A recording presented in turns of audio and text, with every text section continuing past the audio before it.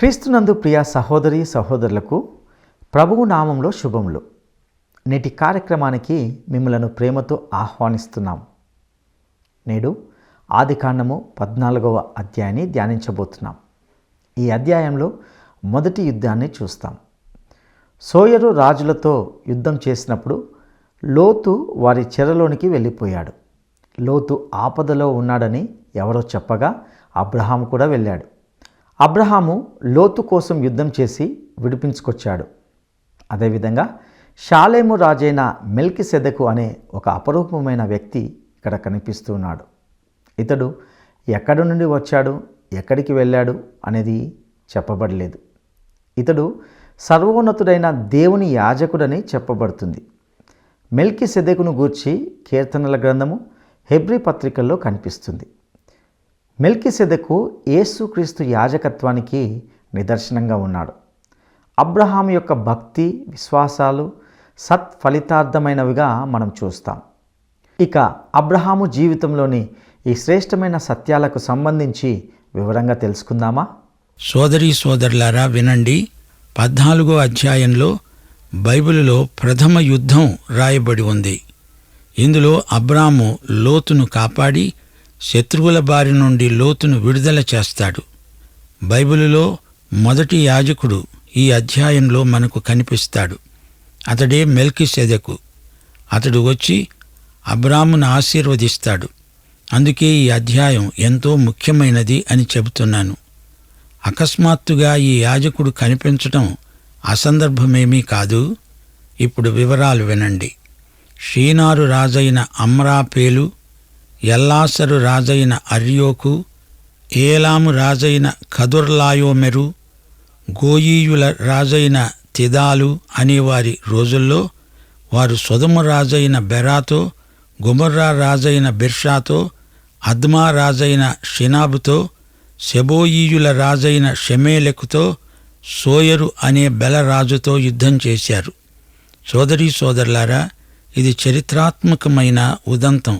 తూర్పు నుంచి వచ్చిన రాజులు సొదొమ గొమొర్రా రాజులను యుద్ధంలో ఓడించారు. ఈ యుద్ధం జరిగినట్లు సమకాలీన చరిత్రలో దాఖలా కనపడుతూ ఉంది. అంతకు ముందు యుద్ధాలు జరిగాయో లేదో మనకు చెప్పబడలేదు గాని ఈ యుద్ధంలో లోతు ఖైదీగా శత్రువుల చేతికి చిక్కినందుచేత ఇక్కడ ఈ విషయం ప్రస్తావించటం జరిగింది. వీరందరూ ఉప్పు సముద్రమైన సిద్దీము లోయలో ఏకముగా కూడి 12 సంవత్సరాలు కదుర్లాయోమెరుకు లోబడి 13వ సంవత్సరాన తిరుగుబాటు చేశారు. గనుకనే యుద్ధం ప్రకటించటం జరిగింది. తూర్పు రాజ్యాలకు సొదొమ గొమొర్రా రాజులు సామంతులు. వీరి తిరుగుబాటును అణచటానికి యుద్ధం చేశారు. మృత సముద్రానికి దిగువన ఉన్న మైదానం మందున్న ఈ రాజులను తూర్పు రాజులు గెలిచారు. అబ్రాము సోదరుని కుమారుడైన లోతు సొదొమలో కాపురమున్నాడు గనుక అతణ్ణి, అతని ఆస్తిని కూడా పట్టుకొని పోయారు. శత్రువు చేతిలో యుద్ధ ఖైదీ అయ్యాడు లోతు. 12వ వచనం. సొదొమ గొమొర్రా రాజులు సిద్దీము లోయలో పడిపోయారు. శేషించిన వారు కొండలలోకి పారిపోయారు. లోతు సొదొమలో కాపురమున్నాడు. తన సోదరుని కొడుకు ఆపదలో ఉన్నాడని అబ్రాముకు తెలియగానే అతడు చర్య తీసుకున్నాడు. తప్పించుకున్న ఒకడు వచ్చి హెబ్రీయుడైన అబ్రాముకు ఈ వార్త అందించాడు. అప్పుడు అబ్రాము ఏలోను వనములో ఉన్నాడు. అది ఒక అమ్మోరీయుని వనం. ఆ అమ్మోరీయుని పేరు మమ్రే. ఎష్కోలు, ఆనేరు అనేవారికి ఈ మమ్రే సోదరుడే. వీరు అబ్రాముతో నిబంధన చేసుకున్నవారు. ఈ తూర్పు రాజులు యుద్ధంలో గెలిచి యుద్ధ ఖైదీలను తీసుకుని ఉత్తర దిశగా కదిలి వెళ్లారు.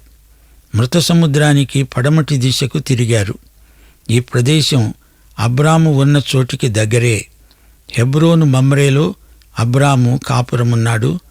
వార్త అందగానే అబ్రాము లోతును విడిపించుకునే ప్రయత్నంలో శత్రువును ఎదుర్కొన్నాడు.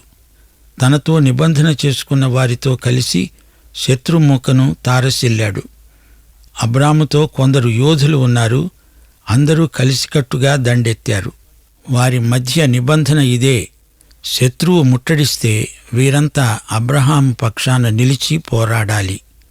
అబ్రాము తన సోదరుని కొడుకు చెరపట్టబడ్డాడని విని తన ఇంట పుట్టి అలవరచబడిన 318 మందిని వెంటబెట్టుకొని దాను మట్టుకు ఆ రాజులను తరిమేశాడు.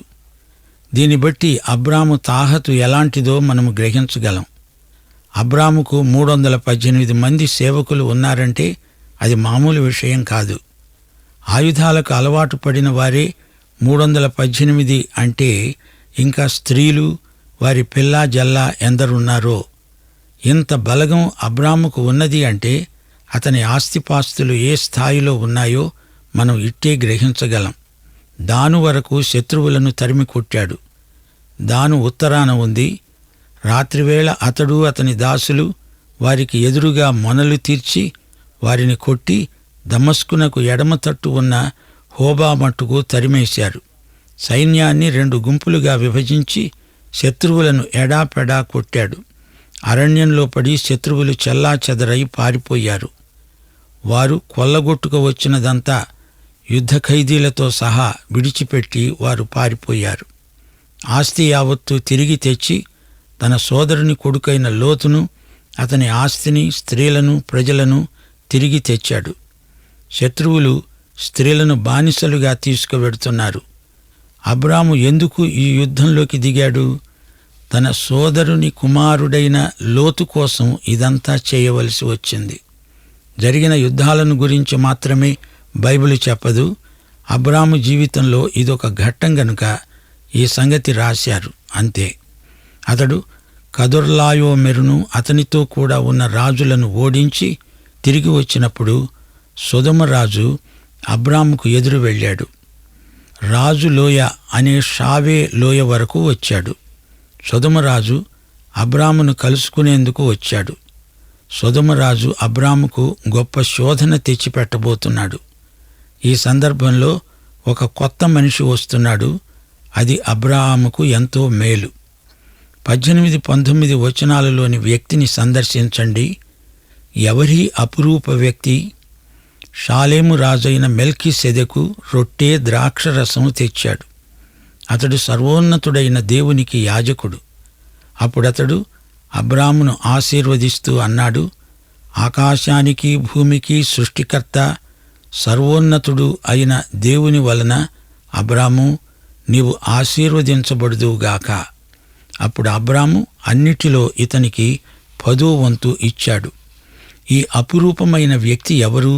ఎక్కడ్నుంచి వచ్చాడు? ఉన్నట్లుండి అకస్మాత్తుగా కనిపించి హఠాత్తుగా అదృశ్యమైన ఈ మార్మిక వ్యక్తి ఎవరు? ఎక్కడ్నుంచి వచ్చాడు? ఎక్కడికి వెళ్ళాడు? ఈయన పని ఎలాంటిది? రొట్టె, ద్రాక్షరసం అందించి ఆ పళాన అదృశ్యుడైపోయాడేమిటి? అతడు షాలేము రాజు, సర్వోన్నత దేవుని యాజకుడు. అది సరే, ఈయనకు సర్వోన్నత దేవుడు ఎలా తెలుసు? ఏల్ ఎలోహిం, సర్వోన్నతుడు అని యెహోవాను గురించి ఈయనకు ఎలా తెలుసు? భూమి ఆకాశములను సృజించిన సజీవ దేవుడు, ఆదికాండం 1వ అధ్యాయంలోని దేవుడు. నోవహుకు, హనోకుకు ఆయనే దేవుడు. దేవుళ్లలో ఒకడు కాడు, ఏకైక దేవుడు. ఆయనేమీ ఒకానొక స్థానిక దేవుడు కాడు. దేవుడు ఒక్కడే. ఏకదేవ ప్రత్యక్షం మొదటిది. మానవుని పతనానంతరం బహుదేవ భావన మొదలైంది. రాను రాను రోమాపత్రిక 1వ అధ్యాయం 21వ వచనంలో చెప్పబడిన రీతిగా వారు దేవుని ఎరిగి ఉండి కూడా ఆయనను దేవునిగా మహిమపరచలేదు, కృతజ్ఞతాస్తుతులు అర్పించను లేదు గాని తమ వాదములయందు వ్యర్థులైపోయారు. సృష్టికర్తను మరచి సృష్టమును పూజించారు. ఇదో విచిత్ర సంఘటన. అబ్రాము కాలంలోనే లోకం మొత్తానికి ఒకే ఒక యాజకుడు మనకు పరిచయమవుతున్నాడు. సత్య సజీవ దేవుని ప్రత్యక్షం ఇతనికి ఉంది. సజీవ సత్య దేవునికి అతడు యాజకుడు. అబ్రాముకు ప్రభురాత్రి భోజన సంస్కారాన్ని ఇస్తున్నాడు. మెల్కీసెదెకు జ్ఞానం ఎంతో విస్తృతమైంది. అతడు పరమార్థ జ్ఞాని. మెల్కీసెదెకు పేరు బైబిలులో 3 సార్లు వస్తుంది. ఆదికాండంలో ఒకసారి, రెండోసారి కీర్తనల గ్రంథం 110వ కీర్తన 4వ వచనం. మెల్కీసెదెకు క్రమము చొప్పున నీవు నిరంతరము యాజకుడవై ఉందువని యెహోవా ప్రమాణము చేసి ఉన్నాడు, ఆయన మాట తప్పనివాడు. ఇది క్రీస్తును గురించిన ప్రవచనం. ఇక మూడోసారి హెబ్రీ పత్రికలో మెల్కీసెదెకు పేరు తరచుగా వినిపిస్తుంది. అయితే ఆదికాండములోని మెల్కీసెదెకు వృత్తాంతాన్ని హెబ్రీ పత్రికలో పేర్కొనలేదు. అసలు ఆదికాండం కుటుంబాల గ్రంథం, వంశవృక్షాల గ్రంథం గదా. ఆదికాండంలో ఏ వ్యక్తి పేరు చెప్పినా అతని తండ్రి పేరు, గోత్రం పేరు తప్పకుండా పేర్కొనబడుతుంది. మరెందుకో మెల్కీసెదెకు పుట్టు పూర్వోత్తరాలు బైబిలులో ఎక్కడా కనపడవేమిటి? ఆద్యంతములు లేని యేసుక్రీస్తు యాజకత్వానికి మెల్కీసెదెకు ముందు గుర్తుగా చూపబడడం విశేషం. యేసుక్రీస్తు సేవ, ఆయన చేసిన బలియాగం, యేసు మన ప్రధాన యాజకుడై అతి పరిశుద్ధ ప్రదేశంలో ప్రవేశించిన వైనం మెల్కీసెదెకులో ఛాయామాత్రంగా కనిపిస్తాయి. క్రీస్తు యాజకత్వం అహరోను క్రమమును అనుసరించినది. రాజుగా క్రీస్తు అబ్రహాము, దావీదు కుమారుడు. మత్తయి శుభవార్త ఈ విధంగానే క్రీస్తును పరిచయం చేస్తుంది. యోహాను శుభవార్త 1వ అధ్యాయం 1-14 వచనాలలో ఆదియందు వాక్యం ఉన్నది, వాక్యము దేవుని వద్ద ఉంది, వాక్యము దేవుడై ఉంది, ఆ వాక్యము శరీరధారి అయి కృపాసత్య సంపూర్ణుడుగా మన మధ్య నివసించింది. తండ్రి వలన కలిగిన అద్వితీయ కుమారుని మహిమవలే మనము ఆయన మహిమను కనుగొన్నాము. ఆయన నిత్య దేవుడు, ఆయన ఆల్ఫా ఒమేగా. సృష్టి దృష్ట్యా ఆయన ఆదికి అంతానికి అతీతుడు. పరలోక మహిమ నుండి వచ్చాడు. వాక్యం శరీరం ధరించింది. మనము ఆయన మహిమను చూచాము. మెల్కీసెదెకులో మనం ప్రభుయేసు చిత్రపటాన్ని తేటగా చూడగలం. ఈ మెల్కీసెదెకు వచ్చి అబ్రాముకు రొట్టె, ద్రాక్షరసం అందించాడు. ఏమిటి దీనికి అర్థం? 1 కొరింథీ 11వ అధ్యాయం 26వ వచనంలో ప్రభువు రాత్రి భోజనాన్ని గురించి మాట్లాడుతూ పౌలు అన్నాడు, మీరు ఈ రొట్టెను తిని ఈ పాత్రలోనిది త్రాగేటప్పుడెల్లా ప్రభువు వచ్చే వరకు ఆయన మరణాన్ని ప్రచురిస్తారు. అంటే మెల్కీసెదెకు ముందుగానే యేసుక్రీస్తు మరణాన్ని ప్రచురిస్తున్నాడన్నమాట. అందుకే మెల్కీసెదెకు అబ్రామును ఆశీర్వదిస్తున్నాడు. ఆకాశమునకు భూమికి ప్రభువైన దేవుడు ఏల్ ఎలోహిం అబ్రామును ఆశీర్వదించునుగాక. అప్పుడు ఆ కాలంలో లోకమంతటికీ యాజకుడు మెల్కీసెదెకే. ఇప్పుడు లోకమంతటికీ ఏకైక ప్రధాన యాజకుడు యేసుక్రీస్తే. అయితే యేసు యాజకత్వం అహరోను క్రమానికి అతీతమైనది. అది మెల్కీసెదెకు క్రమమునకు చెందినది. అహరోను యాజకత్వం ఇశ్రాయేలుకు, సాక్ష్యపు గుడారానికి పరిమితమైనది. క్రీస్తు వ్యక్తిత్వం అహరోను యాజక క్రమానికి చెందిందే. 20వ వచనం, నీ శత్రువులను నీ చేతికి అప్పగించిన సర్వోన్నతుడైన దేవుడు స్తుతింపబడునుగాక. అంతటా అబ్రాము అన్నిటిలో అతనికి 10వ వంతు ఇచ్చాడు. ఆరంభంలోనే అబ్రాము మెల్కీసెదెకుకు 10వ భాగాలు చెల్లించాడు. 10వ భాగాలు చెల్లించే విధానం అతనికి ఎలా తెలిసింది? దేవుడే స్వయంగా ఈ విషయమై అతనికి ప్రత్యక్షం అనుగ్రహించాడు. ఇంకా అనేక అంశాలు ప్రత్యక్షంలో ఆయనకు తెలిసి ఉంటాయి అనటంలో ఎట్టి సందేహము లేదు. రాజు ఇవ్వజూపుతున్న కానుకలను అబ్రాహాము తిరస్కరించాడు. సొదొమరాజు అబ్రాముతో అన్నాడు, మనుష్యులను నాకిచ్చి ఆస్తి నీవే తీసుకో. సోదరీ సోదరులారా, ఇది గొప్ప శోధన. అలనాటి హమ్మూరబీ శాసనాల ప్రకారం అబ్రాహాముకు విజేతగా మనుషులపైన, ఆస్తి అంతటిపైన హక్కు ఉంది. సొదొమరాజు తెలివిగా మాట్లాడుతున్నాననుకుంటున్నాడు. మనుషులను నాకివ్వు, వస్తువులు నువ్వు తీసుకో. సొదొమరాజు ఇచ్చింది అబ్రాము తీసుకుని ఉంటే ఏం జరిగేదో మీరు ఆలోచించగలరా శ్రోతలు? ఎవరైనా అబ్రాహామును దేవుడు ఆశీర్వదించాడు అంటే సొదొమరాజు దానికేమనేవాడు? అదేమీ కాదు, అదంతా నేనిచ్చిందే, దేవుని దీవెనేమీ కాదు. అది అబ్రాముకు తెలుసు కాబట్టే రాజుతో అబ్రాము అన్నాడు, ఆకాశానికి భూమికి సృష్టికర్త, సర్వోన్నతుడు అయిన దేవుడు యెహోవా ఎదుట నా చెయ్యి ఎత్తి ప్రమాణము చేసి ఉన్నాను. ఒక్క నూలు పోగైనా చెప్పుల వారైనా నీ వాటిలో ఏదైనా నేను తీసుకోను. నేనే అబ్రహామును ధనవంతునిగా చేశాను అని నీవు చెప్పగలవు. ఇది నాకు వద్దు. అంతకుముందే మెల్కీసెదెకు ఆశీర్వదించి వెళ్ళాడు. అదే ప్రభావం అబ్రాము తీర్మానం మీద పనిచేసింది. అసలు అబ్రాము మెల్కీసెదెకును కలుసుకోవడం ఎంతో మంచిదయింది. రాబోయే శోధనల నుండి తప్పించుకునే మార్గం కూడా దేవుడు సిద్ధపరిచి ఉంచుతాడు. 1 కొరింథీ 10:13 ఏం చెబుతోందో వినండి. సాధారణంగా మనుషులకు కలిగే శోధన తప్ప మరి ఏదీ మీకు సంభవించి ఉండలేదు. దేవుడు నమ్మదగినవాడు. మీరు సహింపగలిగినంతకంటే ఎక్కువగా ఆయన మిమ్ములను శోధింపబడనీయడు. అంతేకాదు, సహింపగలుగుటకు ఆయన శోధనతో కూడా తప్పించుకునే మార్గాన్ని కలుగచేస్తాడు. దేవుడు అబ్రాహాముకు శోధన తప్పించుకునే మార్గం కలుగజేశాడు. అబ్రామును ఎవరూ ధనవంతుణ్ణి చేయనక్కర్లేదు. దేవుడు అనుకుంటే, దేవుడు చేస్తే అబ్రాము సంపన్నుడు కాగలడు, లేకపోతే లేదు, అంతే. అబ్రహాము రాజుతో అంటున్నాడు, ఈ పడుచువారు భుజించినది తప్ప నాతో కూడా వచ్చిన ఆనేరు, ఎష్కోలు, మమ్రే అనే వారికి ఏ ఏ భాగాలు రావాలో ఆయా భాగాలు మాత్రం వారిని తీసుకొనియ్యి. అంటే ఈ యువకులకు హక్కు ఉంది. వారు ఏది తీసుకోవాలో అది తీసుకోవచ్చు, తీసుకోమనండి. నాకు అభ్యంతరమేమీ లేదు.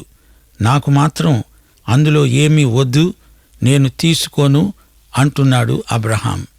సోదరీ సోదరులారా, అబ్రాహాముకు లోతుకు మధ్య ఎంత వ్యత్యాసముందో చూచారా? హస్తిమశకాంతరం తేడా ఉంది గదూ.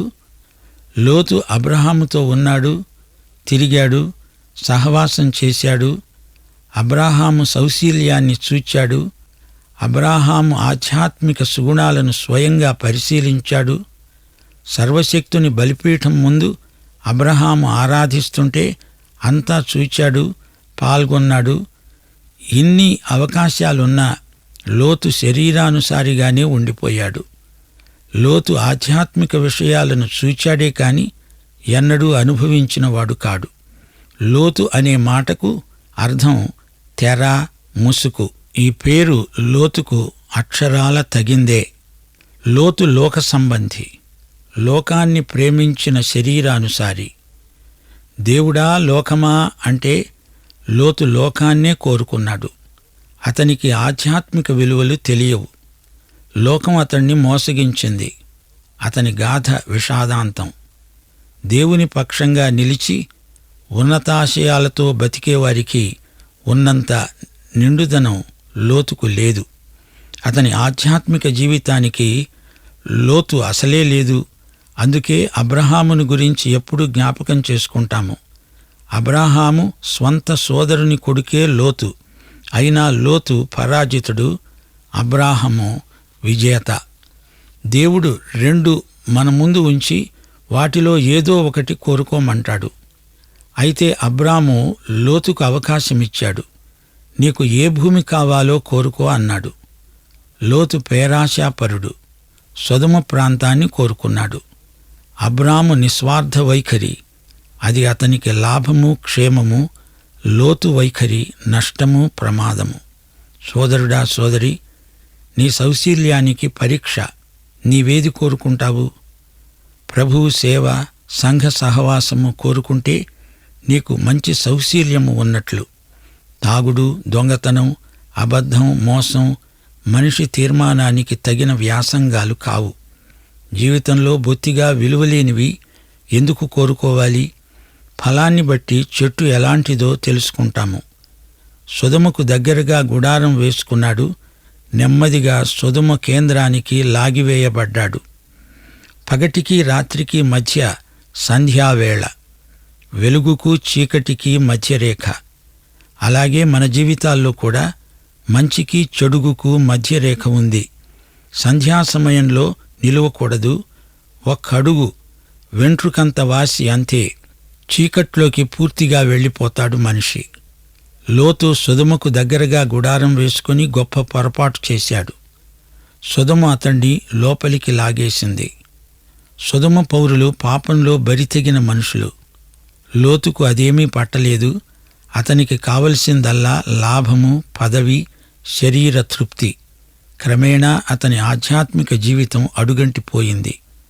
ధనాపేక్ష సమస్త కీడులకు మూలం. లోతు సొదొమలో ఆర్థికంగా గొప్పవాడయ్యాడు, కాని ఆధ్యాత్మికంగా, నైతికంగా భ్రష్టుడైపోయాడు. కొందరని ఉండవచ్చు, అబ్రాహాము తెలివి తక్కువవాడు, అతడు కూడా సొదొమకు వచ్చి ఉంటే గొప్పవాడయ్యేవాడే. లోతు యుద్ధ ఖైదీగా శత్రువుల చేతిలో చిక్కినప్పుడు అబ్రహాము అతణ్ణి తప్పించకపోయినట్లయితే అతడు జీవితాంతం శత్రురాజ్యంలో బానిసగా మగ్గిపోయి ఉండేవాడే. అప్పటికైనా పరివర్తన వచ్చిందా అంటే అదీ లేదు. మళ్లీ పాత జీవితంలోకి, మామూలు బతుకులోకి దిగజారిపోయాడు. ఎప్పటికాలిట్టిట్టే. సోదరా సోదరి, అబ్రహాము ఆత్మ సంబంధి, లోతు శరీరానుసారి. అబ్రహాము లాంటి విశ్వాసం అలవరుచుకుందాము. లోతు మనస్తత్వాన్ని వదులుకుందాము. యెషయా 55వ అధ్యాయం 7వ వచనంతో ఈ సందేశం ముగిస్తాను. భక్తిహీనులు తమ మార్గమును విడవాలి. దుష్టులు తమ తలంపులను మానాలి. వారు దేవుని వైపు తిరిగిన ఎడల వారి యందు ఆయన జాలిపడతాడు. వారు మన దేవుని వైపు తిరిగితే ఆయన బహుగా జాలిపడతాడు. దేవుడు మిమ్మను సమృద్ధిగా దీవించునుగాక. ప్రార్థన చేసుకుందాం. దేవా తండ్రి, నేటి సందేశం మా శ్రోతల హృదయాలలో సంచలనాత్మకమైన గొప్ప మార్పు తేవాలని, అందరికీ వ్యాధి బాధల నుండి, సైతానీయ దుష్టశక్తుల నుండి విడుదల ప్రసాదించుమని యేసు నామమున ప్రార్థిస్తున్నాము తండ్రి. ఆమేన్. ప్రియులారా, ఇంతవరకు విన్న ఈ సందేశం మీకెంతగానో ఆశీర్వాదకరంగా ఉందని నమ్ముతున్నాం.